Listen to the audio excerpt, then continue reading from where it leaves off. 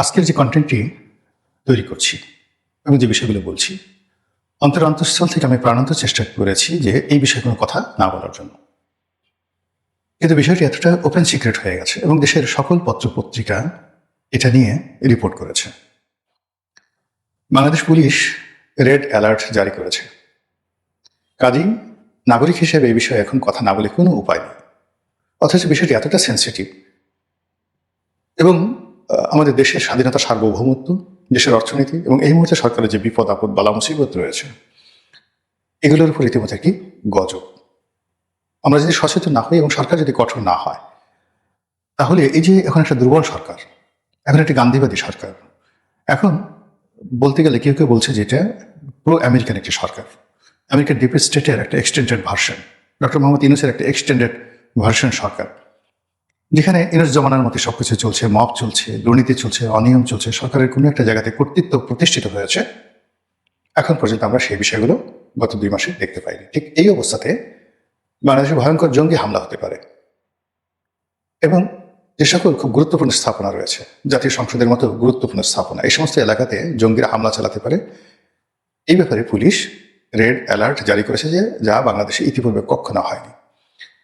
আমাদের দেশে বহুবার জঙ্গি হামলার ঘটনা ঘটেছে এবং এটা নিয়ে সাবেক সরকার মানে শেখ হাসিনা সরকার যেভাবে তৎপর ছিল জঙ্গি দমনে, আবার একইভাবে এই জঙ্গি নিয়ে বহু নাটক করেছে।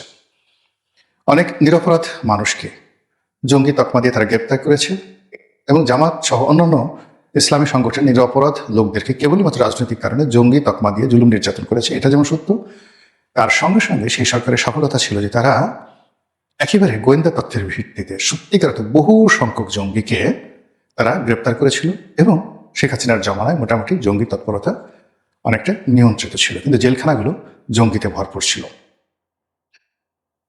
শেখ হাসিনার পতনের পর যেভাবে জেলের দরজা খুলে যায়, সব মানুষ যেভাবে জেল থেকে বের হয়ে আসে, তার মধ্যে জঙ্গিরাও বের হয়ে আসে।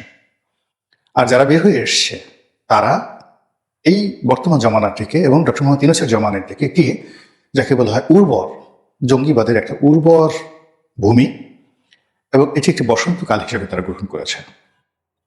এই বিষয় নিয়ে ইন ডিটেলস বলবো, তার আগে জঙ্গিবাদের ইতিহাস সম্পর্কে আপনাদেরকে একটু বলি। আমাদের দেশের বহু মানুষ একটা সময় প্যালেস্টাইনে তারা গিয়েছিল যুদ্ধ করার জন্য 80-র দশকে এরশাদ জমানাতে, এবং তখন সরকার প্রমোট করত ফিলিস্তিনি ভাইদের সাথে একাত্মতা ঘোষণা করে সেই ইয়াসির আরাফাতের যে পিএলও, সেই পিএলওতে যোগদান করার জন্য বাংলাদেশের বহু যুবক সামরিক কর্মকর্তা, সাবেক সামরিক কর্মকর্তা কর্মচারী তারা গিয়েছেন। এরা অনেকে নিহত হয়েছেন এবং অনেকে সামরিক ট্রেনিং নিয়ে বাংলাদেশে ফিরে এসেছেন। এগুলো একটা। আরেকটি গ্রুপ হলো আমাদের বাংলাদেশের একটা বিরাট সংখ্যক লোক আফগানিস্তানে যুদ্ধ করতে গিয়েছে। তারা রাশিয়ার বিরুদ্ধে যুদ্ধ করেছে, তারপরে তারা আমেরিকার বিরুদ্ধে যুদ্ধ করেছে। মানে সবসময় তারা তালেবানদের পক্ষে, আইএসের পক্ষে, আইএসের আগে আল কায়দার পক্ষে ওখানে তারা যুদ্ধ করেছে এবং এটার একটা বিস্তৃত নেটওয়ার্ক গড়ে উঠেছে। এবং আপনারা জানেন যে যুদ্ধ এমন একটা রোগ, কোন একটা মানুষ যখন যুদ্ধ করতে অভ্যস্ত হয়ে যায় তখন তার জীবন মরণ আর কোনো চিন্তা থাকে না এবং তার সাথে বারবার যুদ্ধ করতে ইচ্ছা করে। কষাই যেভাবে মানুষ কাটে, সেইভাবে যারা সন্ত্রাসী, যারা যুদ্ধবাস, যারা মানুষ হত্যাকারী, তাদের কাছে এই কাজগুলো অনেকটা ভাত মাছের মতো মনে হয়। এই যে র্যাবের যারা গুলি করত, ক্রসফায়ার দিত, কিংবা ধরুন পুলিশের যে সকল লোক, যে ওসি প্রদীপ কয়েকশো খুন করেছে, এরা এরকম একটা বিকৃত মন মানসিকতার মধ্যে পৌঁছে গিয়েছিল যে খুব কাছে থেকে তারা গুলি করত এবং গুলি করার পর রক্ত ছিটকে এসে গরম রক্ত তাদের শরীরে লাগতো, এটা তাদের খুব ভালো লাগতো। এরপর যখন কাউকে গুলি করা হবে, সে যখন অসহায়ভাবে কাঁদতো, প্রাণ ভিক্ষা চাইতো, তার এই অসহায়ত্ব এবং তার যে আর্তচিৎকার, এটা তাদের খুব ভালো লাগতো। যখন কেউ প্রাণভয় দৌড়াতো, পালাও, সিনেমা নাটকের মতো, সে পালাতে থাকতো আর পিছন দিক থেকে গুলি করতো এবং অট্ট হাসিতে এই সমস্ত খুনিরা, যাকে বলা হয়, ফেটে পড়তো। যুদ্ধের ময়দানে এরকম একটা মানসিক বিকৃতি ঘটে। সৈনিকদের খুন, ধর্ষণ, লুটপাট, অন্যের সম্পদ হরণ, এগুলোর মধ্যে একটা জৈবিক যে জিনিস তাদের মধ্যে আছে। এই কাজগুলো করার জন্য যারা একবার এই কাজগুলো করেছে তারা যুদ্ধের জন্য পাগল হয়ে যায়।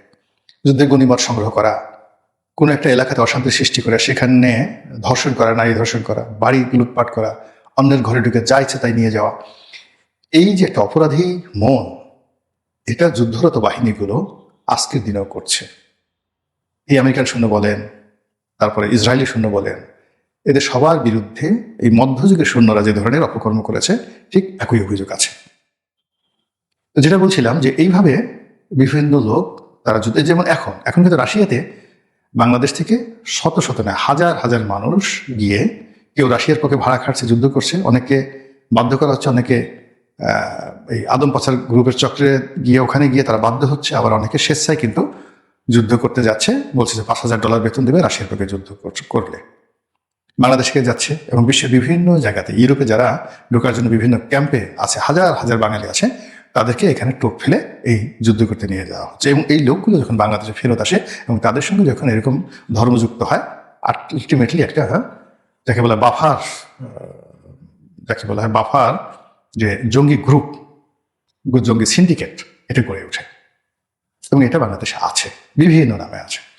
আর যে কোনো জঙ্গিবাদকে যদি আপনি প্রমোট করতে হয় তাহলে একটা আদর্শ লাগে। ধর্মীয় যে মৌলবাদ, এটা হলো সবচেয়ে সহজ একটা বিষয়। স্রষ্টার নামে, বেহেশতের নামে, একটা নীতি এবং আদর্শ প্রতিষ্ঠার নামে এই যাকে বলা হয় জঙ্গিবাদকে, উগ্রবাদকে যত সহজে বিস্তার ঘটানো যায়, এটা অন্যভাবে সম্ভব নয়।